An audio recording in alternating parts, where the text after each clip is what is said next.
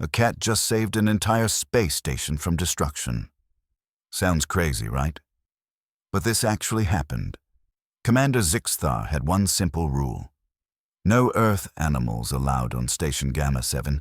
He'd commanded dozens of outposts across 3 galaxies. He knew what worked, and pets, they were a distraction, a liability, a waste of precious oxygen. So when engineer David Chen showed up with a small orange cat named Whiskers, Zixthar lost it. "Remove that creature immediately," the commander ordered. His 6 eyes narrowed. His translator box buzzed with anger. David tried to explain. The cat was registered as an emotional support animal. Approved by Earth Command. All the paperwork was filed correctly. Zixthar didn't care. He'd seen humans get attached to their pets before. It always ended badly in space.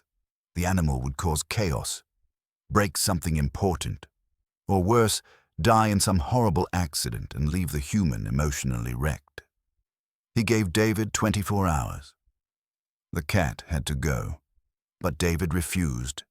He'd spent 3 years alone on a mining rig before this assignment. Whiskers was the only thing keeping him sane, the only family he had left. The standoff lasted 3 days. The tension on the station grew thick. Other crew members took sides. Some agreed with Zixthar. Rules were rules. Others felt bad for David. The guy clearly needed his cat. Then something happened that changed everything. Something that made Commander Zixthar realize he'd been completely wrong. Something that proved Whiskers wasn't just some pet. The cat was about to become the most important crew member on the entire station, because in 72 hours a deadly threat would arrive, and only Whiskers would be able to detect it. Now here's where things get really interesting. Station Gamma 7 wasn't your typical space outpost. It floated at the edge of the Kepler belt, a massive ring-shaped structure with rotating sections, artificial gravity, hydroponics bays, living quarters for 200 crew members from 12 different species. The station served as a refueling hub. Ships traveling between the inner colonies and the outer rim stopped here. They'd dock, refuel, resupply, and move on. It was like a truck stop in the middle of nowhere. Except this nowhere was 4 billion miles from Earth. Commander Zixthar ran a tight ship. He was a Vrelian, a species known for military precision. His people had evolved on a desert planet where survival meant following strict protocols. No room for error, no tolerance for chaos. Every crew member had specific duties. Every system had backup protocols. Every regulation existed for a reason. The no pets policy came from experience. 5 years earlier, on Station Beta 3, a crew member's exotic bird had escaped. The creature flew into the ventilation system. It built a nest inside a critical power relay. When maintenance finally found it, the bird had caused 30,000 credits in damage. Zixthar was there. He saw the chaos firsthand.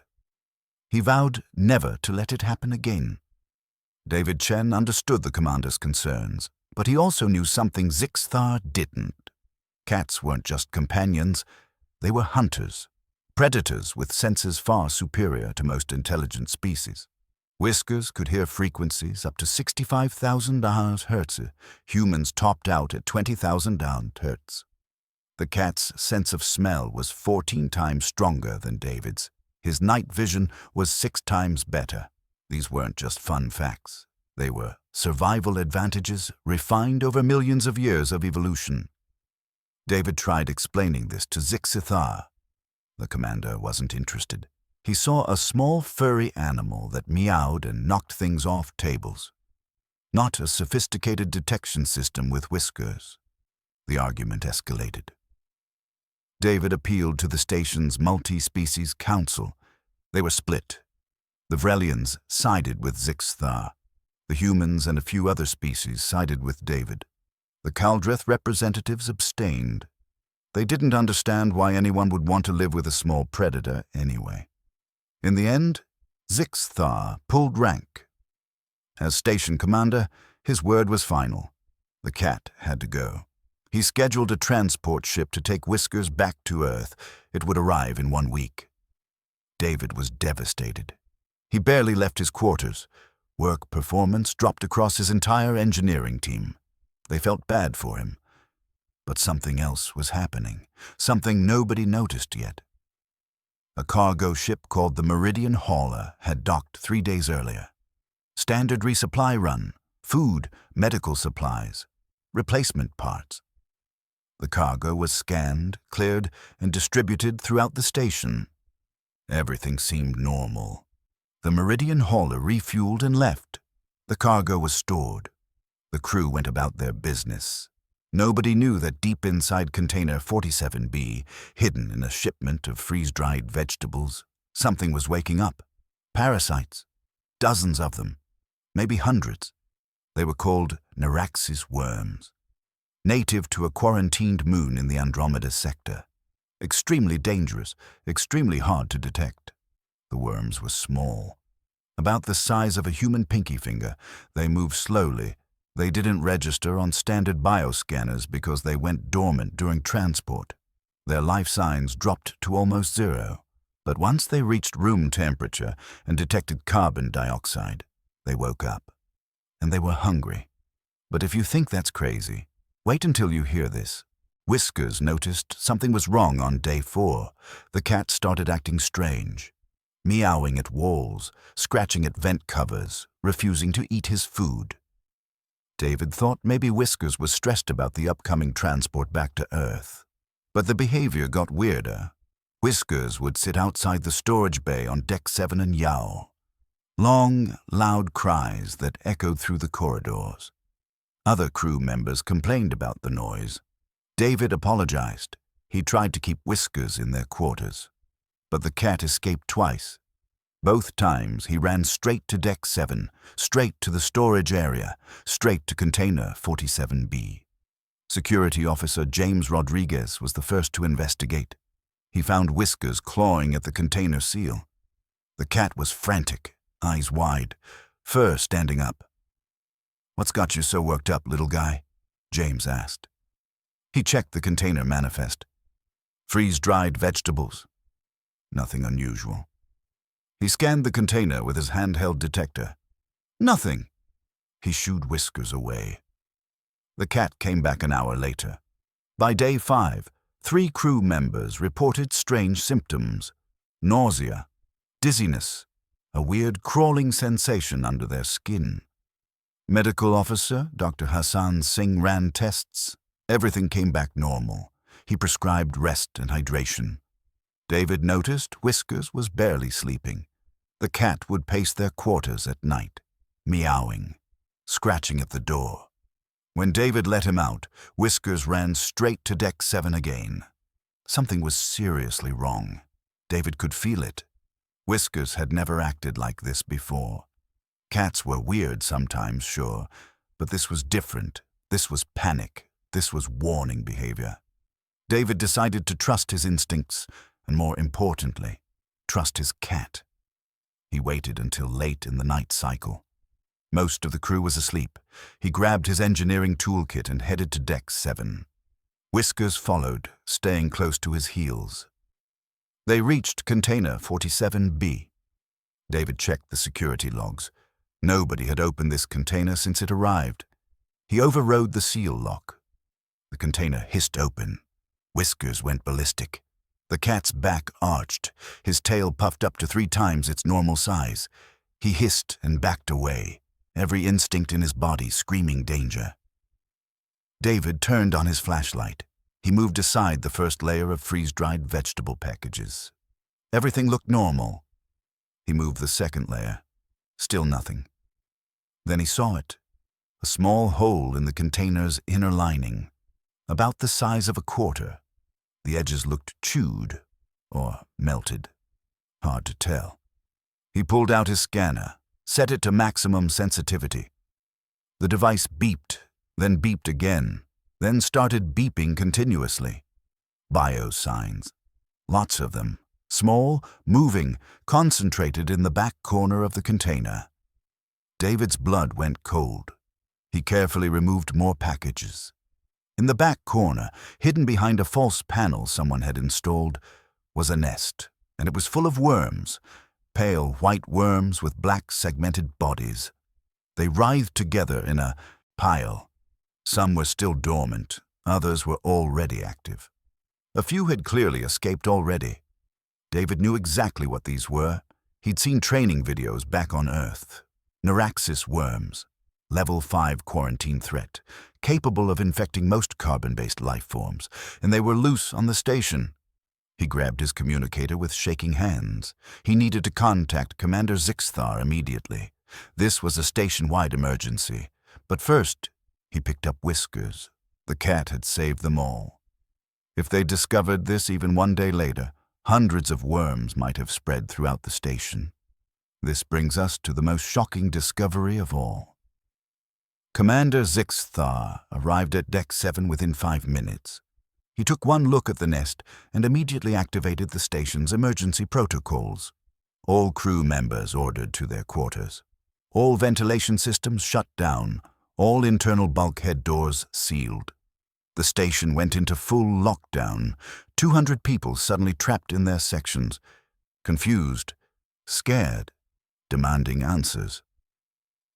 Dr. Singh and his medical team suited up in full containment gear.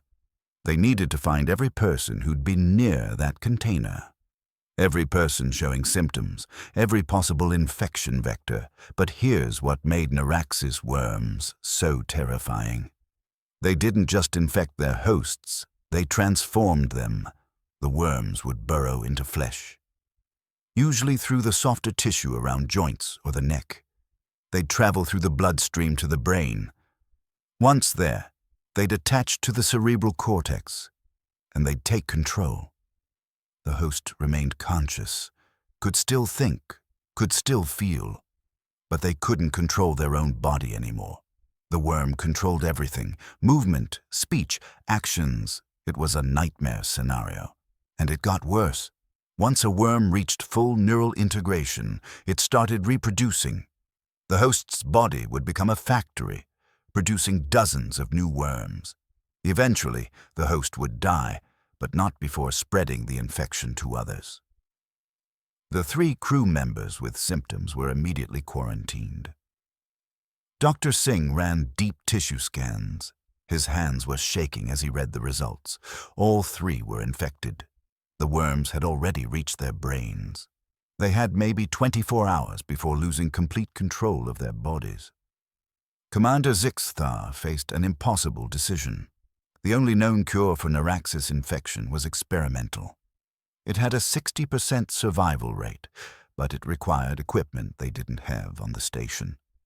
The nearest facility with the right tools was 6 days away. They didn't have 6 days. They barely had 1. Security Chief James Rodriguez organized search teams. They needed to find every escaped worm. The station had 7 decks, hundreds of rooms, thousands of potential hiding spots, and the worms were small, smart, and could squeeze through gaps as narrow as half an inch. The search teams moved through each section methodically.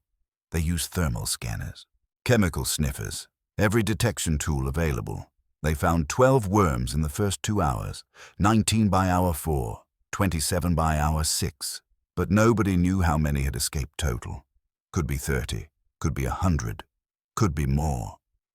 The station's ventilation being shut down caused a new problem. Temperature was rising. Carbon dioxide levels were climbing. They had maybe 48 hours before the air became dangerous, maybe 72 hours before it became lethal. If they turned the ventilation back on, the worms would spread faster. Air currents would carry them through the ducts to every section of the station. But if they kept it off, everyone would suffocate. Zixthar was facing the worst crisis of his career, possibly the worst crisis any station commander had ever faced. His military training had prepared him for hull breaches, system failures, even hostile attacks. But not this.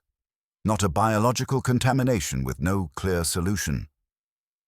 Then David Chen suggested something that seemed crazy, but it might be their only chance. Use Whiskers to find the worms. The cat could detect them when scanners couldn't. His hearing picked up the sound of their movement.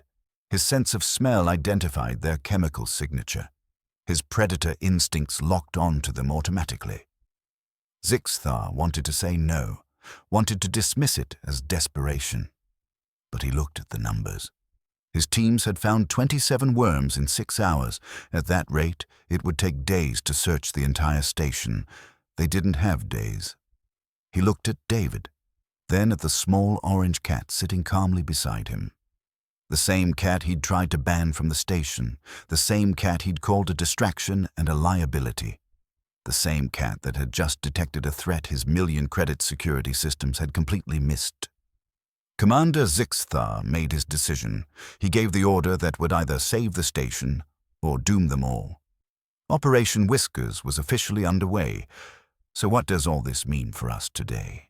The plan was simple in concept, insane in execution.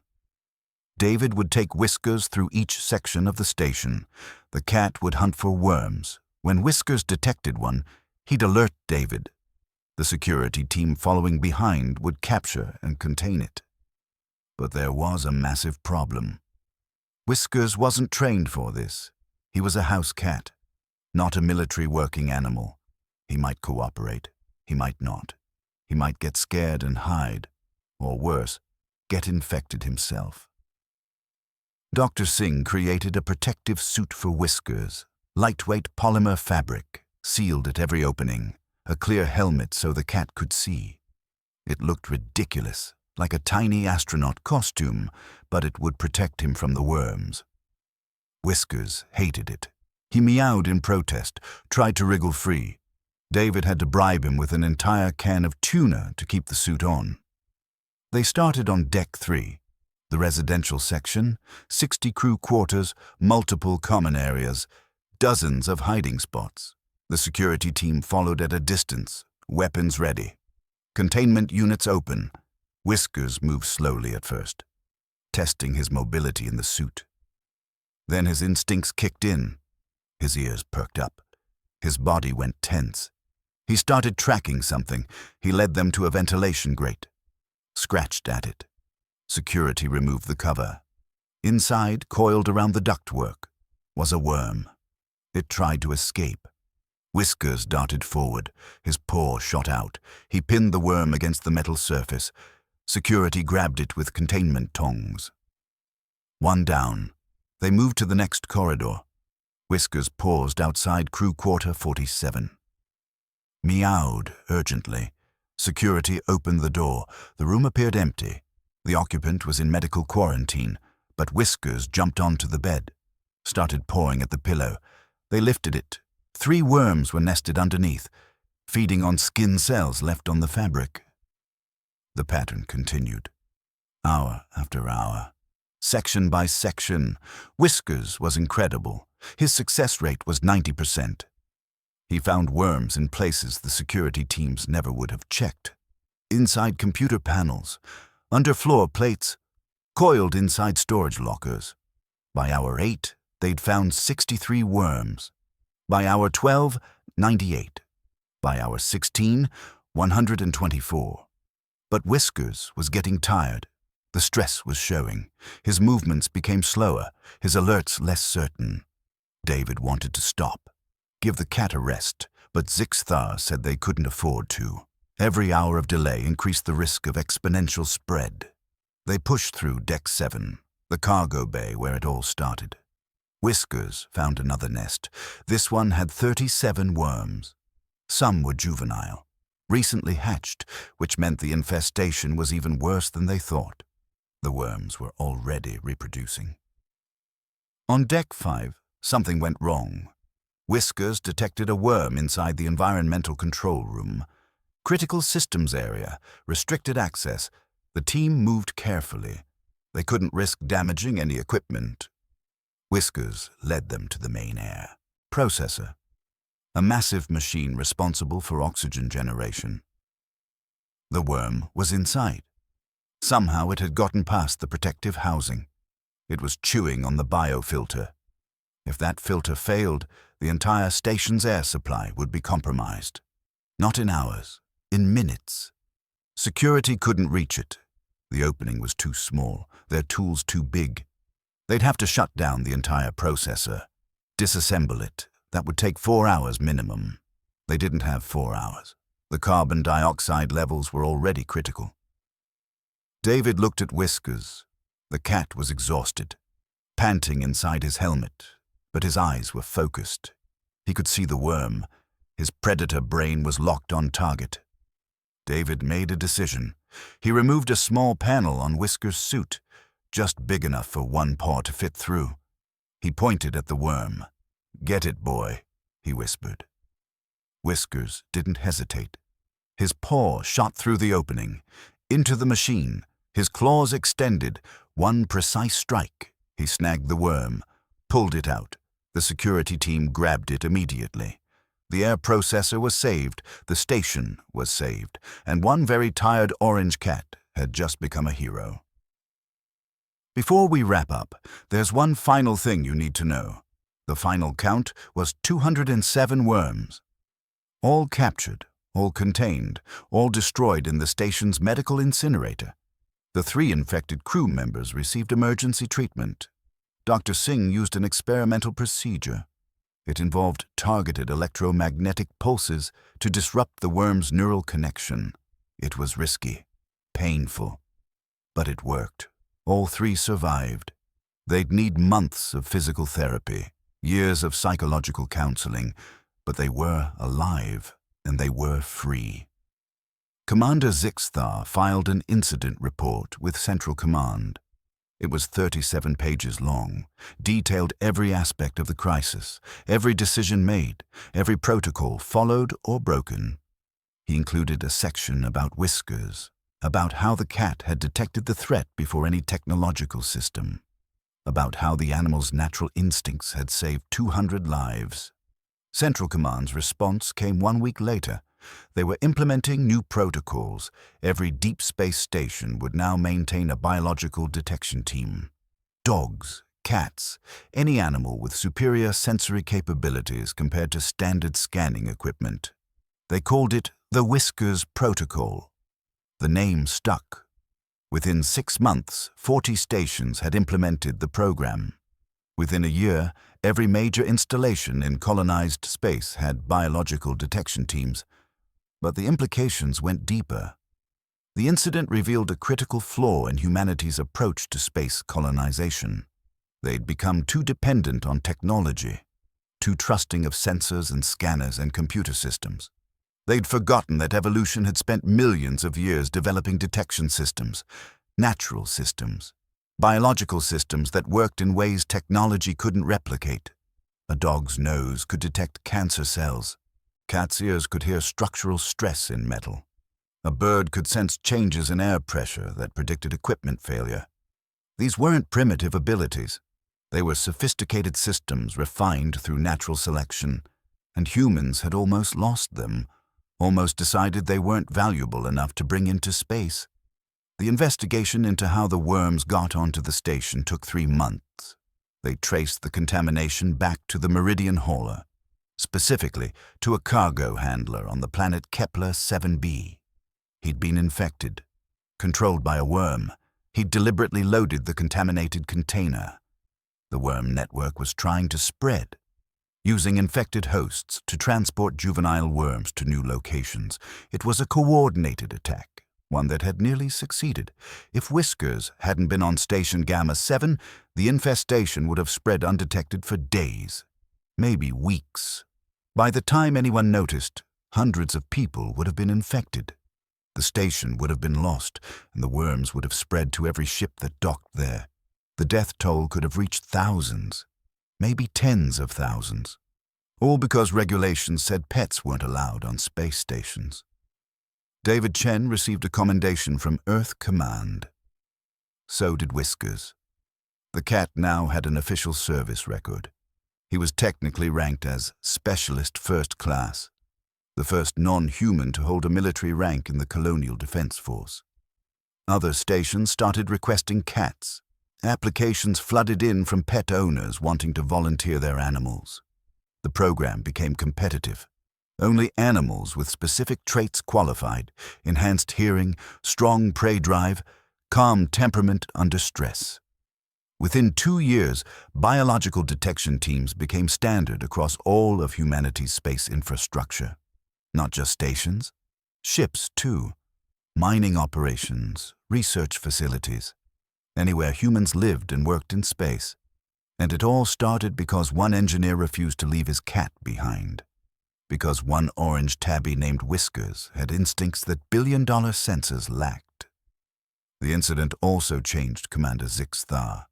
He'd spent his entire career believing in protocols, in regulations, in the superiority of systematic thinking over emotional attachment. He'd been wrong. Not entirely. Protocols still mattered. Regulations still served a purpose. But he'd learned something crucial. Sometimes the best solutions came from unexpected sources. Sometimes the thing you thought was a liability turned out to be your greatest asset. He kept a photo in his office. Whiskers in his protective suit. Mid-pounce, catching a worm that would have killed someone. It reminded him to stay humble, to listen, to consider possibilities outside his training. Because in space, survival often came down to one simple truth. The best tool for the job wasn't always the most advanced. Sometimes it was just the right one. If this opened your eyes. But here's the twist nobody saw coming. Not even Commander Zix-Thar, not even David Chen. The Neraxis worms weren't the only thing Whiskers detected that week. There was something else, something the cat had been trying to warn them about even before the worm crisis started. 3 weeks after the infestation was cleared, Whiskers started acting strange again. Same behavior pattern, meowing at walls, scratching at specific panels, refusing to leave certain areas. This time, everyone paid attention. David reported it immediately. Security investigated. They found nothing, no biosigns, no chemical traces, nothing. But Whiskers persisted. He kept returning to Deck 2, to the main power distribution center. He'd sit outside the door and yowl for hours. The engineering team finally did a deep inspection. They pulled panels, checked connections, ran diagnostic tests on every system. Everything checked out normal. Then someone noticed something odd. A power fluctuation, tiny, almost undetectable. A 0.003% variance in the output from reactor core B. That variance shouldn't exist. The cores were stable, perfectly balanced, maintained to exact specifications. They dug deeper. What they found made everyone's blood run cold. A microfracture in the reactor containment vessel. Barely visible, smaller than a human hair, but growing. The fracture was caused by metal fatigue, years of stress from constant temperature cycling. It would have been impossible to detect with standard maintenance protocols. The crack was too small, too deep in the structure, but it was there, and it was spreading. Within 6 months, maybe 8, it would have breached the containment field. The resulting explosion would have destroyed the entire station. 200 people, gone. No warning, no chance to evacuate. Whiskers had heard it. The ultrasonic vibrations from the stressed metal. Frequencies far beyond human hearing, beyond their sensors. The cat's ears picked up what their million-credit detection systems missed. Again. For the second time in a month, one small orange cat had saved the entire station. The reactor core was replaced immediately. Emergency procedure. The fracture was photographed, documented, sent to every engineering facility in colonized space. New inspection protocols were developed, based on Whiskers' detection method. They started using cats to inspect critical infrastructure. The animals would walk through reactor rooms, power stations, life support centers, anywhere structural integrity mattered. If a cat showed stress behavior in a specific location, engineers investigated thoroughly. It worked. Over the next year, biological detection teams found 17 critical failures before they became catastrophic. Hull stress on Station Meridian 4. Seal degradation on Outpost Phoenix. Power conduit erosion on Deep Space Platform 7. Every single failure was detected by animals before instruments caught it. Every single disaster was prevented. David Chen eventually transferred to Earth Command Headquarters. He helped develop the biological detection program, set standards, trained handlers, advocated for the animals. Whiskers retired after 5 years of service. He lived another 8 years after that. Died peacefully in his sleep, buried with full military honors at the Colonial Memorial Cemetery on Luna. Commander Zixthar attended the funeral. He gave a speech, talked about how one small cat had taught him the most important lesson of his career.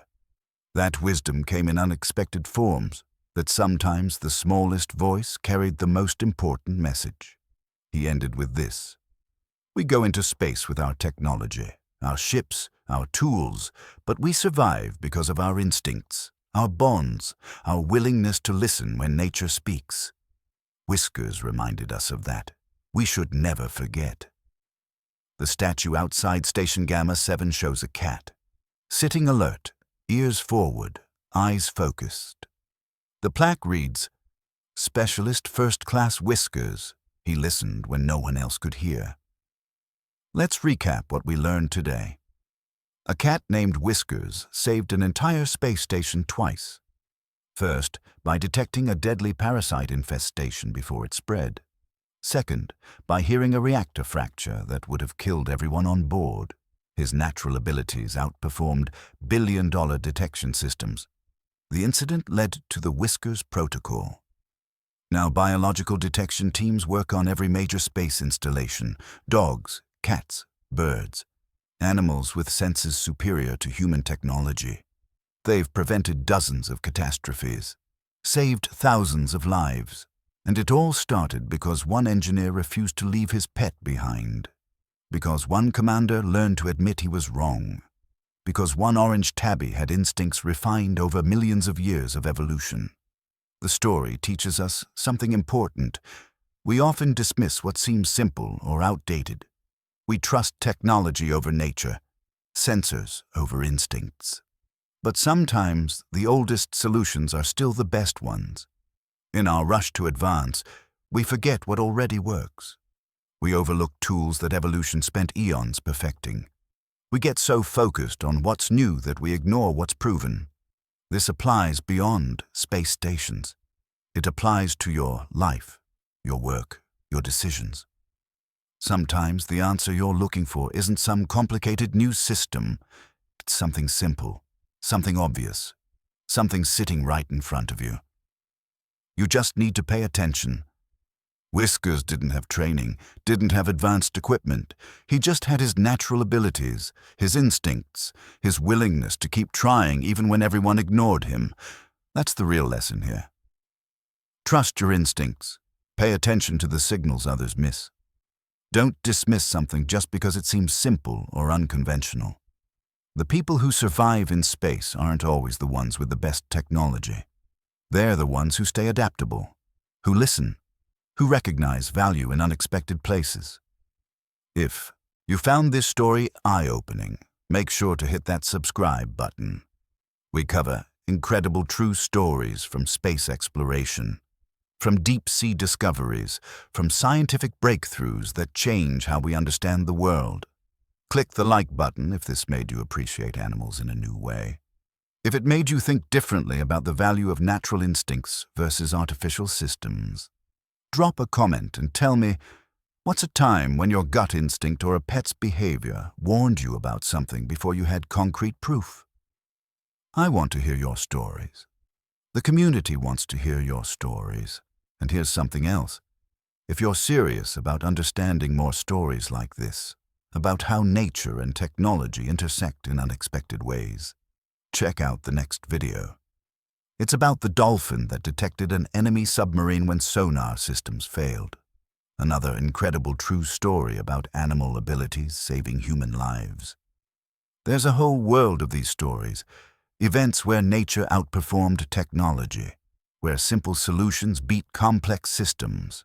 where paying attention to the right signals meant the difference between life and death. These aren't just entertaining stories. They're lessons about humility, about listening, about recognizing that we don't have all the answers, that sometimes the smartest thing we can do is trust something older and wiser than our newest invention. So go watch that next video, learn about the dolphin, then the video after that about the dog that predicted an earthquake. Build your understanding of how nature still has so much to teach us. Because here's the truth. We're not as advanced as we think. We're not as smart as we believe. And the moment we forget that, the moment we stop listening to nature's warnings, that's when we put ourselves in real danger. Don't make that mistake. Stay curious, stay humble, and always, always trust your instincts. I'll see you in the next one.